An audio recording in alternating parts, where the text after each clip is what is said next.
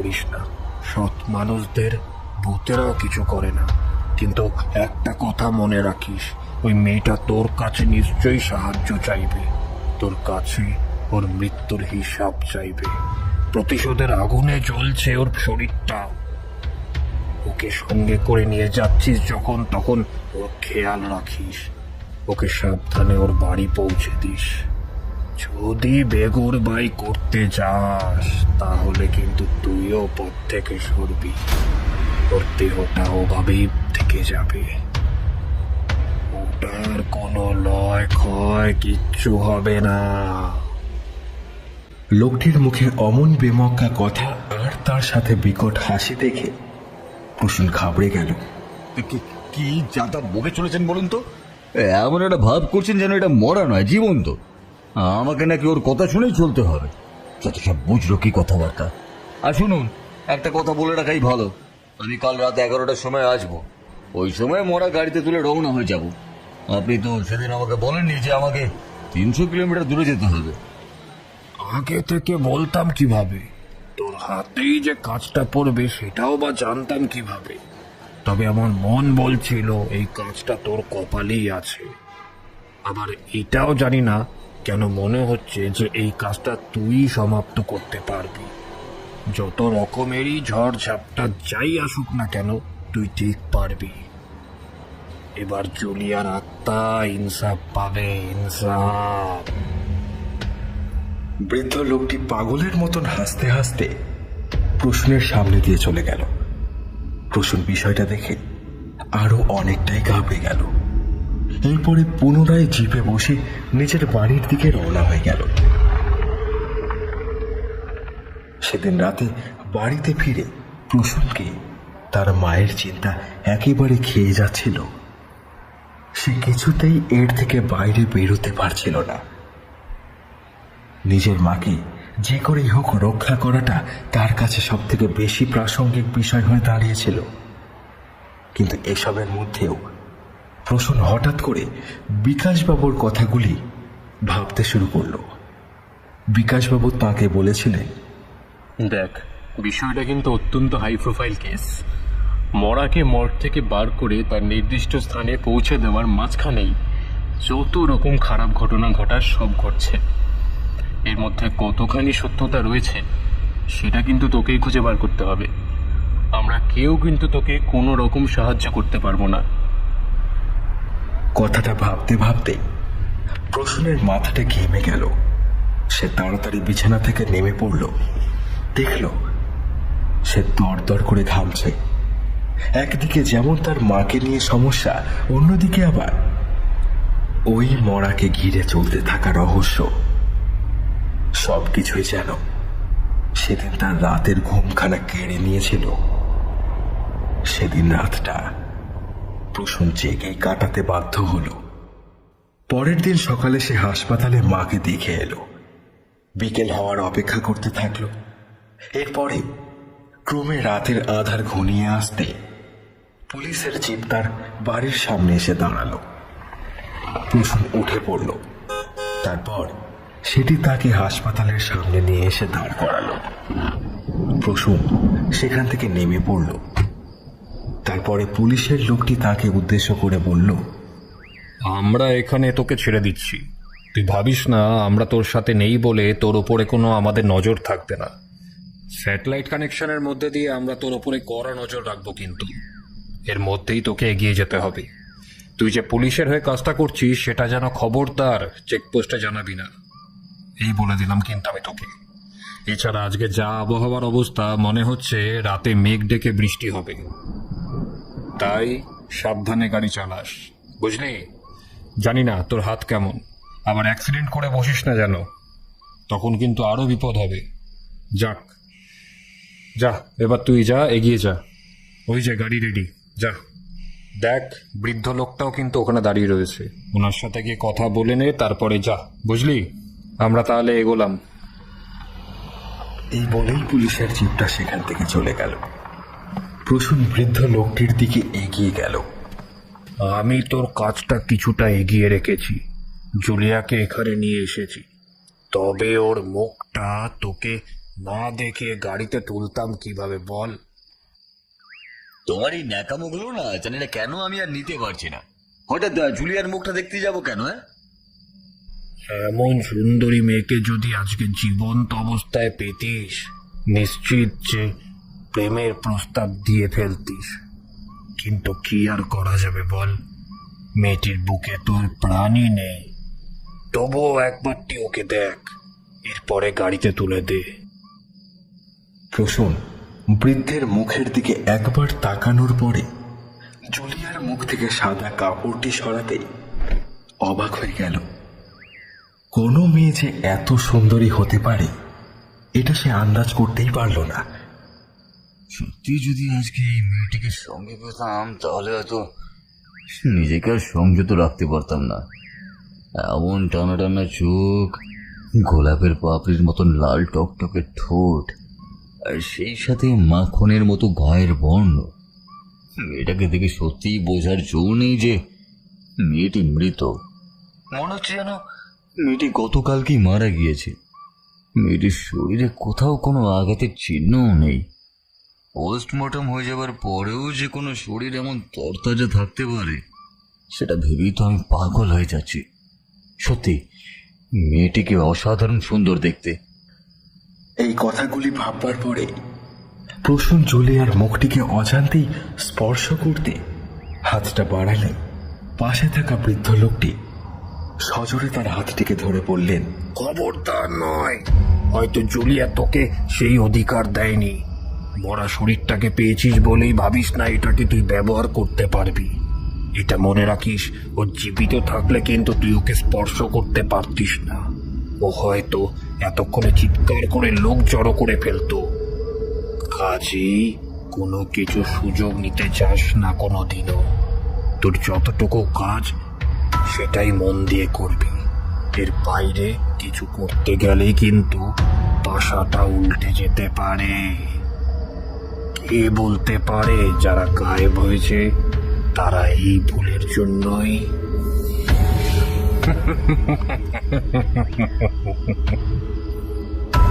এই কথাগুলি বলেই সেই বৃদ্ধ লোকটি ভয়ঙ্কর ভাবে হাসতে শুরু করলেন। প্রসূন সেদিকে কান না দিয়ে ভয়ে ভয়ে জুলিয়ার মরদেহটিকে গাড়িতে তুলে নিল। এরপরে পিছনের দরজায় তালা লাগিয়ে বুক পকেট থেকে গন্তব্যের ঠিকানাটি বের করে নিল। কাগজটিকে হাতে রেখে সে চলতে শুরু করলো। গাড়িতে উঠে কাঁচটা তুলে দিল। এরপর স্টার্ট দিয়ে গাড়িটা নিয়ে এগোতে শুরু করলো। কিছুটা দূরে যাওয়ার পরেই দেখলাম আকাশটা একেবারে কালো পড়ে এসেছে। রাতের আকাশটা পরিষ্কার থাকলেও মেঘে ঢাকা আকাশের রংটা অনেকটাই পরিবর্তন হয়ে গিয়েছিল। এরপরে হঠাৎ আকাশে ঝিলিক দেখতে পেতে প্রসূনের ভয় করতে শুরু করলো। সে দেখল ক্ষণে ক্ষণে মেঘ গর্জন করছে, সেই সাথে গাড়ির সামনের কাঁচে ঝিরঝির বৃষ্টি পড়তে শুরু করলো। সেই কাঁচটিকে কাপড়ের সাহায্যে পরিষ্কার করতে থাকলো। এরপরে 300 কিলোমিটারের উদ্দেশ্যে গাড়ির স্পিডটিকে নির্দিষ্ট করে দিল। শহর থেকে বেরিয়ে হাইওয়ে রাস্তা ধরতে গাড়ির স্পিড 100-তে পৌঁছালো। এই স্পিডেই গাড়িটাকে দিব্যি রান করতে থাকলো প্রসূন। এক নাগারে গাড়িটা চলতে থাকায় সে একটা গান চালালো, পুরনো দিনকার ক্লাসিক গান। ভাবলো এটাই তার চোখের ঘুম কাটাতে সাহায্য করবে।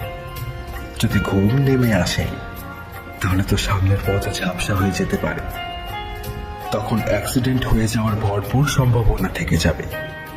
যতই হোক পুলিশের হয়ে তাকে কাজ করতে হচ্ছে, এইটুকু বিষয়ে খেয়াল তো রাখতেই হবে।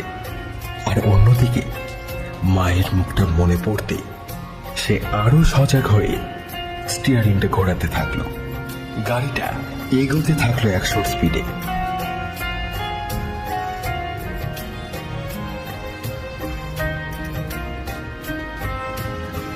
গানের লাইনগুলো প্রসূনের মাথায় ঘুরতে থাকলো।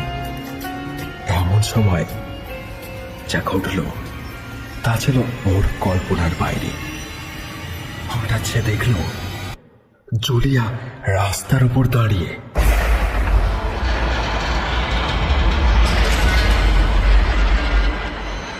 উল্টো দিক থেকে একটা ট্রাক জুলিয়ার দিকে এগিয়ে আসছে। ট্রাকটির স্পিড অনেক বেশি, সে যে জুলিয়াকে একেবারে পিষে দিয়ে চলে যাবে এই ভেবে চিৎকার করে উঠল প্রসূন।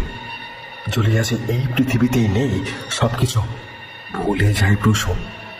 সে নিজের গাড়িটিকে আরো কিছুটা এগিয়ে নিয়ে যায় সেই দিকে, চিৎকার করে বলতে থাকে, জুলিয়া, সরে যাও ওখান থেকে, সরে যাও। ওই ট্রাকটা তোমাকে লক্ষ্য করে এগিয়ে আসছে। ওই ট্রাকটা তোমাকে ধাক্কা মেরে চলে যাবে। জুলিয়া, জুলিয়া, সরে যাও, সরে যাও বলছি। প্রসূন এই কথাগুলি বলতে বলতে যখন জুলিয়ার একেবারে সামনে চলে এসেছে, তখন সে দেখতে পায় সেখানে কেউ দাঁড়িয়ে নেই।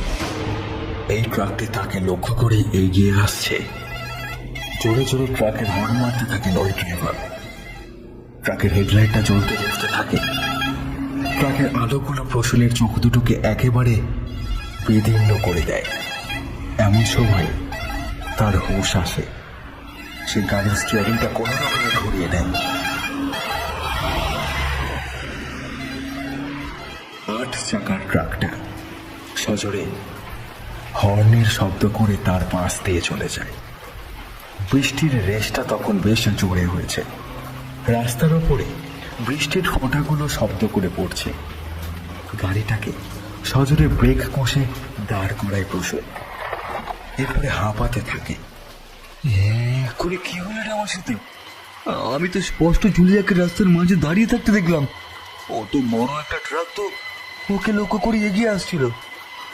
আমি তো পাশ দিয়ে বেরিয়ে যেতাম, কিন্তু কিভাবে ট্রাকের দিকে চলে গেলাম? তাহলে কি আমি জুলিয়াকে লক্ষ্য করে ওকে বাঁচাতেই স্টিয়ারিংটার কন্ট্রোল হারিয়ে ওদিকে চলে গেছিলাম? কি সর্বনাশ! দেখি তো গাড়িটার কোনো ক্ষতি হয়ে যায়নি তো আবার? নিজের মনকে আশ্বস্ত করে গাড়িটির দিকে এগিয়ে যায় প্রসূন। গিয়ে দেখে পিছনের তালাটা বন্ধ অবস্থাতেই রয়েছে। ডিকিটা পা দিয়ে উঠে পিছনের কাছে মুখ বাড়াতেই দেখে জুলিয়ার বডিটা ওইভাবেই রয়েছে, কোথাও কোনো সমস্যা হয়নি। এদিকে গাড়ির মিউজিক সিস্টেমে তখনও বেজে চলেছে ওই গানটি।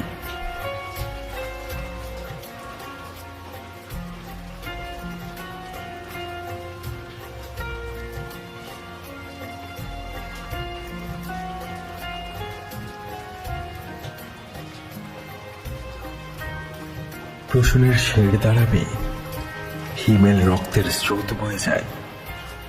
প্রসূন মিউজিক সিস্টেমটা বন্ধ করে দেয়। এরপরে হাত ছেড়ে দরজাটাকে সজোরে বন্ধ করে বাইরের খোলা হাওয়ায় এসে দাঁড়ায়। এই হাইওয়েতে ট্রাকই বেশি চলে, তাও মাঝে মধ্যেই।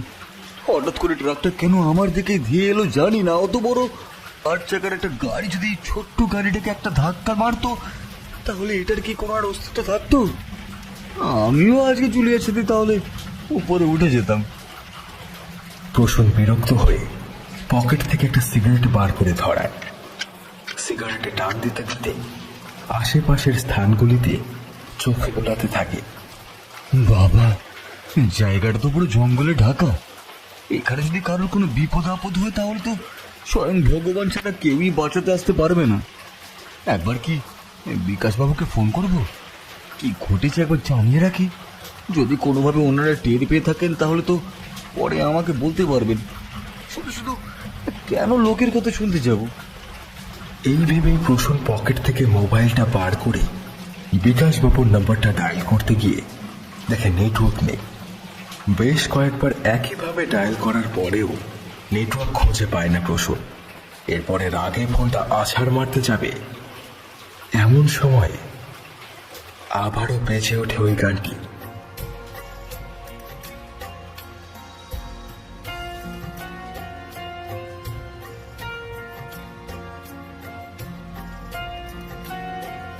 ওরে বাপরে, আমি তো নিজের হাতে মিউজিক সিস্টেমটাকে বন্ধ করে দিয়ে এলাম।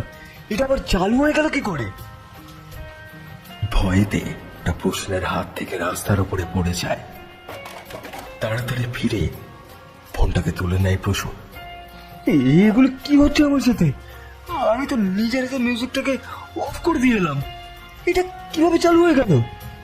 আমার তো ভালোই মনে আছে আমি তো বন্ধ করে রেখে এলাম, তাহলে কি বন্ধ করিনি? হাজারো চিন্তার মেঘ প্রসূনের মনের মধ্যে ঘুরপাক খেতে থাকে। সে গাড়িটির দিকে এগিয়ে যায়, দরজাটা খুলে ড্রাইভারের সিটে উঠে বসে। এরপরে গাড়িটা স্টার্ট দিয়ে মিউজিকটা অফ করে দেয়। হেডলাইট জ্বালিয়ে পুনরায় সামনের দিকে এগোতে থাকে। বৃষ্টির রেশটা কমে গেলে শুকনো মেঘ এখনো গর্জন করে চলেছে।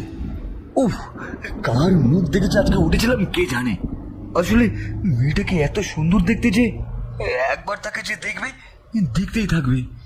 ওর ছবিটাই চোখের সামনে ভেসে উঠেছিল, সেই কারণে আমি ভুল দেখেছিলাম। না হলে একটা মৃত ব্যক্তি কিভাবে জলজান্ত ভাবে রাস্তার মাঝখানে এসে দাঁড়িয়ে পড়তে পারে? না বাবা, এইসব মনের ভুল ছাড়া আর কিছুই না। যাক, এখন সবই ঠিক আছে। মাত্র 150 কিলোমিটার এসেছি, এখনো আরো 150 কিলোমিটার যেতে হবে। কমটা রাস্তা নয় বাবু। তবে এবারে আর 100 স্পিডে গাড়িটাকে এগিয়ে নিয়ে যায় না প্রসূন। 50 কি খুব বেশি হলে 60 স্পিডে গাড়িটাকে নিয়ে যাওয়ার কথা ভাবে সে। আর অত জোরে চালানোর দরকারও নেই, হাফ রাস্তা তো প্রায় চলেই এসেছি, আর তো কিছুটা মাত্র। এই স্পিডে চালালেই রাস্তাটা পার করে দিতে পারবো। গাড়িটা এগোতে থাকলো প্রসূনে। সামনের কাঁচটা আবারও কাপড়ের সাহায্যে মুছে দিল একবার। ঝিরি ঝিরি বৃষ্টি পড়েই চলেছে।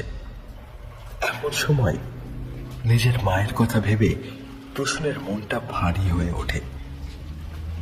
কালকের মধ্যে 30,000 টাকা জমা করতেই হবে, যে করেই হোক না কেন। হঠাৎ দেখে ফোনটা বাজছে। এ কি, এক্ষুনি তো দেখলাম নেটওয়ার্ক নেই, সেলফোনটা বাজছে কিভাবে? ফোনটাকে বার করে ফোনের স্ক্রিনের দিকে তাকাতেই চমকে ওঠে প্রসূন। এ কি, বিকাশ বাবু ফোন করছেন?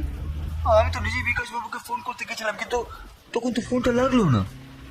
আমার মনে হয় ওদিকটা নেটওয়ার্ক ছিল না, এখন বোধহয় নেটওয়ার্ক আছে, তাই আমার কলটা ফরওয়ার্ড হয়ে গেছে। যাক ধরি, কথা বলে দেখি কি বলছে। ফোনটা রিসিভ করে কানে দেয় প্রসূন, কিন্তু ফোনের ওপার থেকে যে কণ্ঠটি ভেসে আসে সেটি বিকাশ বাবুর নয়। বারে বারে হ্যালো হ্যালো করতে থাকে প্রসূন। হ্যালো, আরে বাবা কেউ সাড়া দিচ্ছেন না কেন? হ্যালো, আরে দূর, কি যে হয় না, ভালো লাগে না। আমি এক হাতে গাড়ি চালাচ্ছি বিকাশ বাবু, আর এক হাতে ফোনটা ধরে আছি, আপনি কোনো সাড়া দিচ্ছেন না কেন? ও বিকাশ বাবু। বিকাশ বাবু কোনো উত্তর দেন না। এমন সময় ফোনের ভিতর থেকে একটি মেয়েলি কণ্ঠ ভেসে আসে। হ্যালো, আমি জুলিয়া। আমি মরিনি, বেঁচে আছি। আমি কিভাবে মরব? আত্মারা কোনোদিনও মরে না, আত্মারা বেঁচে থাকে নিজের মৃত্যুর প্রতিশোধ না নেওয়া পর্যন্ত, যে তাদের ছুটি নেই।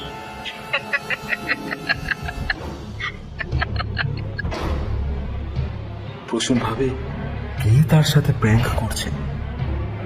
সে ফোনের মধ্যে চিৎকার করে বলে ওঠে, এই রাত বিরতি ভয় দেখানোর একদম চেষ্টা করবেন না, একদম নয়। আমি জানি এটা প্র্যাঙ্ক কল, না হলে ক্রস কানেকশন হয়েছে। বিকাশ বাবু, আপনি আমার সাথে মস্করা করছেন না তো? বিকাশ বাবু শুনছেন? ও বিকাশ বাবু। ফোনটা দুম করে কেটে যায়। তারপরে অনেকবার ফোনটাকে রিডায়াল করার চেষ্টা করতে থাকে প্রসূন, কিন্তু পারে না। হঠাৎ ফোনটা সুইচ অফ হয়ে যায়। যা, যেটুকু আশা ছিল সেটাও গেল। আমাকে তোর একটা চার্জার দিয়েছিল, সেটা কি এনেছিলাম? এ বাবা, সেট, ওটাকে আমি বাড়ির ড্রয়ারের মধ্যেই ফেলে চলে এসেছি। এখন কি করব? ওটা তো পুরো বন্ধ হয়ে গেছে। ভেবেছিলাম লোকেশনে পৌঁছে বিকাশবাবুকে জানাবো, যদি চিনতে না পারি উনি হয়তো সাহায্য করবেন, কিন্তু এখন তো দেখছি সেটাও গেল। কি করি এবার? ফোনটাকে পাশের সিটে রেখে আবার গাড়িটা স্টার্ট দেয় প্রসূন। কিছুটা দূরে যাওয়ার পর ঘটে আবার একটা বিপত্তি। সে দেখে হঠাৎ বেজে উঠেছে তার ফোন। এগুলো কি হচ্ছে রে বাবা? ফোনটা তো এক্ষুনি দেখলাম সুইচ অফ হয়ে গেছে, আবার বেজে উঠছে কিভাবে? ফোনের স্ক্রিনের দিকে চোখ যেতেই ভয়েতে হাত পা ঠান্ডা হয়ে যায় প্রসূনের। সে দেখে ফোনের স্ক্রিনে ভেসে উঠেছে যে নামটি, সেই নামের কোনো নাম্বারই ওই ফোনে সেভ করাই ছিল না। জুলিয়া? জুলিয়ার নামে তো কোনো নাম্বারই সেভ করা ছিল না। জুলিয়ার নাম হচ্ছে কেন? বন্ধ হয়ে পড়ে থাকা ফোনে কিভাবে কারোর কলও আসতে পারে, ওই তাও আবার ওই মৃত ব্যক্তির নামে? ভয়েতে হাত পা ঠান্ডা হয়ে যায় প্রসূনের। সে ফোনটার দিকে দুরু দুরু বুকে হাতটা নিয়ে যায়। ফোনটার রিসিভ বাটনে ক্লিক করতে যাবে, ঠিক সেই সময় সে দেখে তার পাশের সিটে বসে রয়েছে জুলিয়া। জুলিয়ার সারা মুখে রক্তের ছিটে লেগে রয়েছে। সে তার নিজের হাতে ওই ফোনটা শক্ত করে ধরে রেখে দিয়েছে। এরপরে সে ক্রমে প্রসূনের দিকে এগিয়ে আসছে আর বলছে, আমার ফোনটা তুমি কেন রিসিভ করছো না প্রসূন? আমি তো তোমাকে লং রিং করেই চলেছি। এতবার করে তোমাকে ফোন করছি, অথচ তুমি আমার ফোনটা রিসিভ করতেই চাইছো না কেন? হ্যাঁ, আমার দুঃখের কথা আমি কাউকে না জানিয়ে চলে যেতে বাধ্য হয়েছি Prasun. Please receive this call. ফোনটা ধরো। প্রসূন স্টিয়ারিং থেকে হাতটা সরিয়ে দেয়। গাড়িটা বেমক্কা এগোতে থাকে। এরপরে দোকানে হাত দিয়ে দু চোখ বন্ধ করে জোরে জোরে চিৎকার করতে থাকে প্রসূন। ওর পাশে থাকা জুলিয়ার আত্মাটিও চিৎকার করতে শুরু করে। সেই চিৎকারের শব্দে প্রসূনের কান দিয়ে রক্ত বেরোতে শুরু করে। গাড়িটা টাল হারিয়ে একটি গাছের গড়িতে সজোরে ধাক্কা মারে। সামনের হেডলাইটের কাঁচটা সজোরে শব্দ করে চুরমার হয়ে যায়। সামনের লুকিং গ্লাসটিও ভেঙে যায়। প্রসূন কোনো রকমে গাড়ির দরজাটা খুলে বাইরে বেরিয়ে আসে। ওর মাথা কাজ করতে চাইছে না। ওর শরীরে বিভিন্ন জায়গায় কাঁচের টুকরো ঢুকে যাওয়ায় যন্ত্রণায় ছটফট করতে থাকে প্রসূন। অথচ বাইরে বেরিয়ে আসবার পরে সে আর কাউকেই দেখতে পায় না। দেখে যেটা যে অবস্থায় ছিল সেটা সেই অবস্থাতেই রয়েছে। এরপরে খোঁড়াতে খোঁড়াতে গাড়ির পিছনের দিকে এগিয়ে যায় প্রসূন। পিছনে পৌঁছে দেখে দরজাটা হাট করে খোলা। তারপরে ভিতরে ঢুকে দেখে জুলিয়া নেই, কেবল স্ট্রেচারটা পড়ে রয়েছে। দরজার তালাটাও ভেঙে গিয়েছে। এমন সময় কেউ যেন তাকে পিছনের দিক থেকে ডেকে ওঠে। প্রসূন, আমি তো এখানে। তোমরা আমাকে গাড়ির ভিতরে কেন খুঁজছো? প্রসূন, এদিকে দেখো। জুলিয়ার ওই কণ্ঠের সাথে ফোনে শুনতে পাওয়া কণ্ঠটির এক অনাবশ্যক মিল খুঁজে পায় প্রসূন। এরপরে ভয়ে ভয়ে রক্তাক্ত শরীরটাকে নিয়ে পিছনের দিকে তাকায়, কিন্তু কাউকেই দেখতে পায় না। গাড়ির দরজাটা কোনো রকমে ভেজে বাইরে বেরিয়ে আসে সে। এরপরে গাড়ির সামনে এসে দাঁড়ায় প্রসূন। জোরে জোরে চিৎকার করতে থাকে। আপনি জুলিয়া? কি চান আপনি? আমি আর পারছি না, বিশ্বাস করুন, আমি সত্যি আর পারছি না। পেটের দায়ে আমাকে এই কাজটা করতেই হচ্ছে, না হলে আমি করতামই না। আমি জানি না আপনি কি চান, কি ঘটেছে আপনার সাথে। জুলিয়া, দয়া করে আমাকে বলুন জুলিয়া। আমার মা মরে যাবে Julia. Julia please please Julia, আমাকে দয়া করে বলুন প্লিজ জুলিয়া, বলুন। প্রসূন হাঁটু কেড়ে মাটিতে বসে পড়ে। গাড়ির হেডলাইটের আলোটা তখন জঙ্গলের দিকে তাক করে রয়েছে। এমন সময় প্রসূন শুনতে পায় সেই কণ্ঠটিকে কেউ যেন জঙ্গলের আড়াল থেকে তার নাম ধরে ডেকে ওঠে। প্রসূন, প্রসূন, এদিকে তাকাও প্রসূন। আমি এখানে রয়েছি, তোমার সামনে। সেদিন আমিও এরকম একইভাবে কেঁদেছিলাম, তোমার কাছে সাহায্য প্রার্থনা করেছিলাম, কিন্তু তুমি আমাকে সাহায্য করো। মনে পড়ছে সেই দিনের কথা? সেদিনও এইভাবেই বৃষ্টি পড়ছিল। মনে করো সেই কথা প্রসূন, মনে করো। প্রসূন কিছুই বুঝতে পারে না। কিছু আবছা স্মৃতি ওর মাথার মধ্যে ঘুরপাক খেতে থাকে। একটি মেয়ের চিৎকারের শব্দ, বারে বারে নিজেকে রক্ষা করতে চাইবার প্রত্যাশা নিয়ে তাকিয়ে থাকা দুটি ক্লান্ত চোখ, অথচ স্পষ্ট হয় না কিছুই। প্রসূন আবারও সজোরে চিৎকার করে ওঠে। এরপরে সামনের দিকে তাকাতেই ওর রক্ত হিম হয়ে যায়। সে দেখে জুলিয়া দাঁড়িয়ে আছে, তার পেটের ভিতরে ঢোকানো রয়েছে একটা বড় ভোজালি। সেখান থেকে রক্ত টুপে টুপে পড়ছে মাটিতে। ওর মুখের একটা দিকের মাংস যেন ঝুলছে, দাঁতগুলো বেরিয়ে আসছে। সেই সুন্দর চেহারাটা যে এত ভয়ানক রূপ ধারণ করতে পারে, এটা দেখে প্রসূনের বাক শক্তি চলে যায়। ধীরে ধীরে জুলিয়ার ক্ষত বিক্ষত শরীরটা প্রসূনের দিকে এগিয়ে আসতে থাকে। কিছু মনে পড়লো প্রসূন? কিচ্ছু মনে পড়ছে না। দিলীপের গ্যাংয়ের লোকেরা সেদিনকে একটা কারখানা থেকে একটা মেয়েকে মুখে রুমাল চাপা দিয়ে গাড়িতে তুলেছিল। সেদিন তো তুমি স্টিয়ারিং এ বসেছিলে। কত চিৎকার করলো সেই মেয়েটা।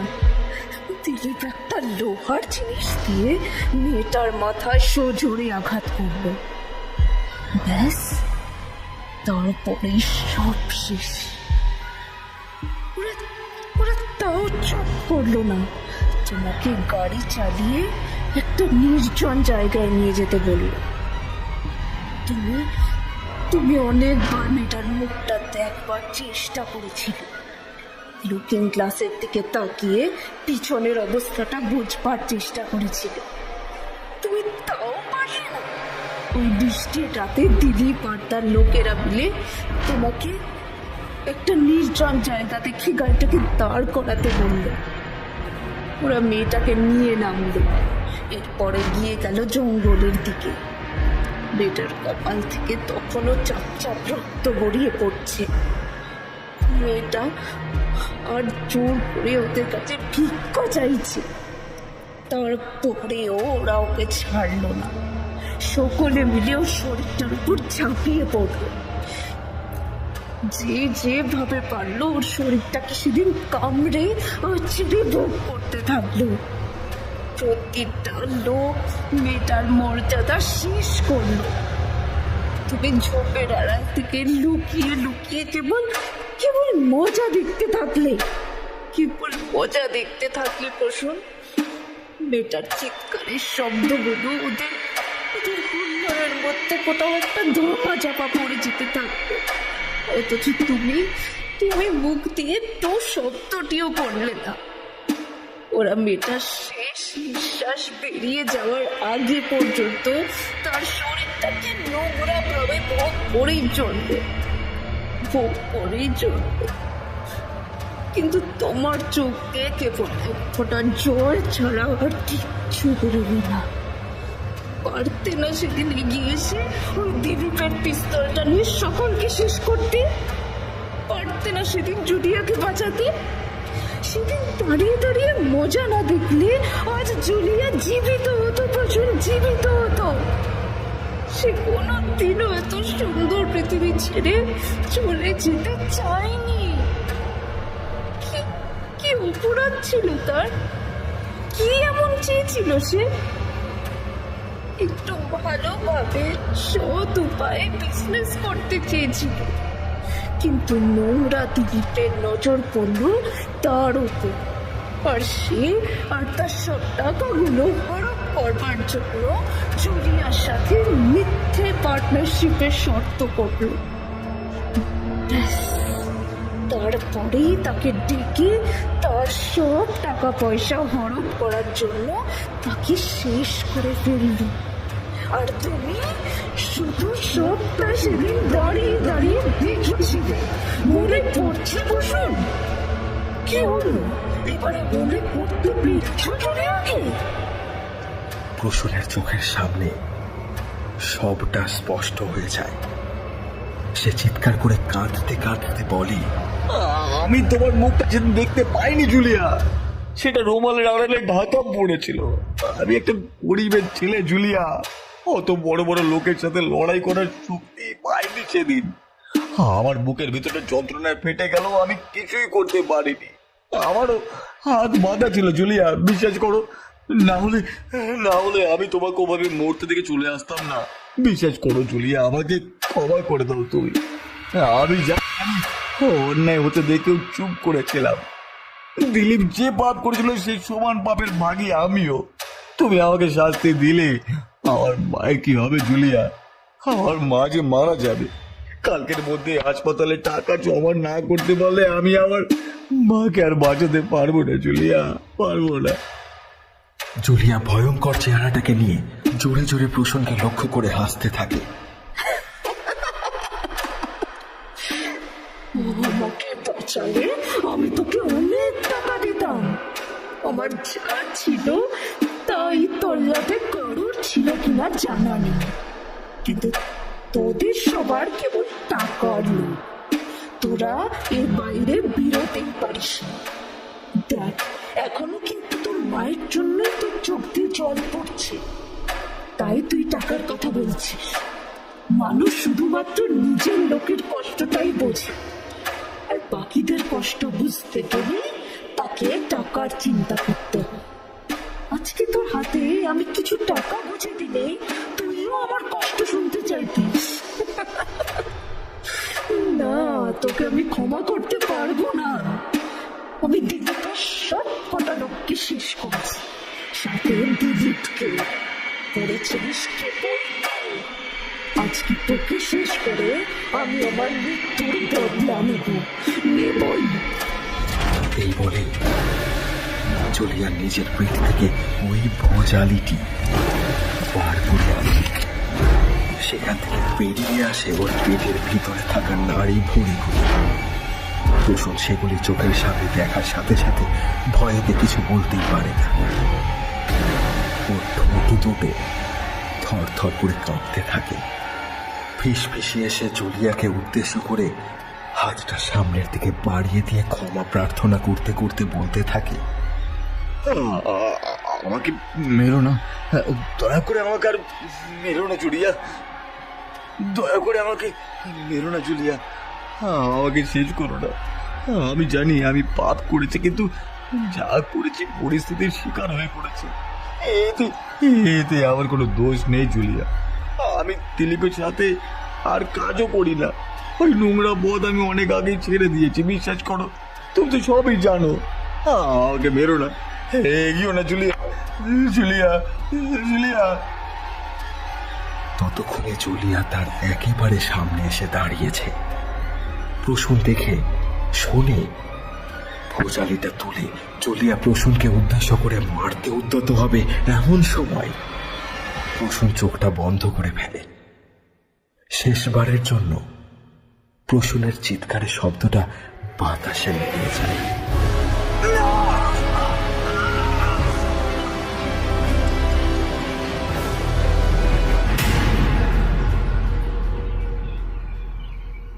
এরপরে আবারও সব শান্ত। ধীরে ধীরে চোখটা খুলে প্রসূন দেখে ভোরের আলো ফুটে উঠেছে।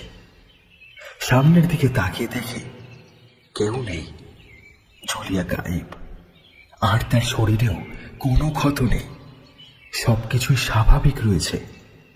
সে তাড়াতাড়ি করে গাড়িটির দিকে দৌড়ে যায়। গিয়ে যা দেখে তা সে নিজের চোখে বিশ্বাস করতেও পারে না। সে দেখে গাড়িটা রাস্তার উপরেই দাঁড়িয়ে রয়েছে। পিছনের দিকে গিয়ে দেখে পিছনের দরজাটা ওভাবেই বন্ধ অবস্থায় পড়ে রয়েছে, তালা ঝুলছে সেটিতে। উঁচু হয়ে দেখে জুলিয়ার লাশটাও সেভাবেই অক্ষত অবস্থায় ভিতরে শোয়ানো রয়েছে। সামনের দিকে ছুটে এসে দেখে কোথাও কোনো অসুবিধা নেই। সবকিছুই অক্ষত অবস্থায় দেখে প্রশ্নের চক্ষু একেবারে চড়ক গাছ হয়ে যায়। সে মনে মনে ভাবতে থাকে, আমি কি দেখলাম? গত গাড়িটা গাছের সাথে ধাক্কা খেয়ে গেছিল, সবকিছু ভেঙে একেবারে গড়িয়ে গেছিল। এখানে তো কোনো কিছুরই কোনো অস্তিত্ব ছিল না। তাহলে তাহলে এগুলো কিভাবে হলো? আর আমি তো পিছনে দরজাটা খোলা দেখেছিলাম, তালাটা তো ভাঙাই ছিল। এইসব কি সবই তাহলে আমার মনের ভুল, নাকি জুলিয়া সত্যি এসেছিল? তবে কি ও আমাকে ক্ষমা করে দিয়েছে? ও কি আমার কাকুতি বুঝতে পেরেছে, আন্দাজ করতে পেরেছে আমার কষ্টটা? সেদিন যদি বুঝতাম ওই মেয়েটা জুলিয়া ছিল, তাহলে হয়তো সবটাই বদলে দিতে পারতাম। মৃত শরীরটার মুখের দিকে তাকিয়ে যদি আমার মনটা এভাবে বিগলিত হয়ে যেতে পারে, তাহলে জুলিয়াকে রক্ষা করতে পারলে আজকে সে হয়তো আমারই জীবনে থাকতো। আমি তার কাছে নিজের ভালোবাসাটা ব্যক্ত করতে পারতাম। জুলিয়া, জুলিয়া আমাকে ক্ষমা করে দাও। Julia, Julia. কিছুক্ষণ বাদে চোখে মুখে জল দিয়ে আবার গাড়িতে উঠে বসে সে। এরপরে গাড়িটাকে স্টার্ট দিয়ে সামনের দিকে এগিয়ে নিয়ে যেতে শুরু করে। নির্দিষ্ট ঠিকানায় পৌঁছতে সেদিন অনেকটাই বেলা হয়ে গিয়েছিল প্রসূনের। ঘড়ির দিকে তাকিয়ে দেখল, যেখানে সকাল 9টায় পৌঁছানোর কথা, সেখানে প্রায় বেলা 11টা বেজে গিয়েছিল। প্রসূন দেখল জুলিয়ার পরিবারের লোকেরা এসে ভিড় করেছে।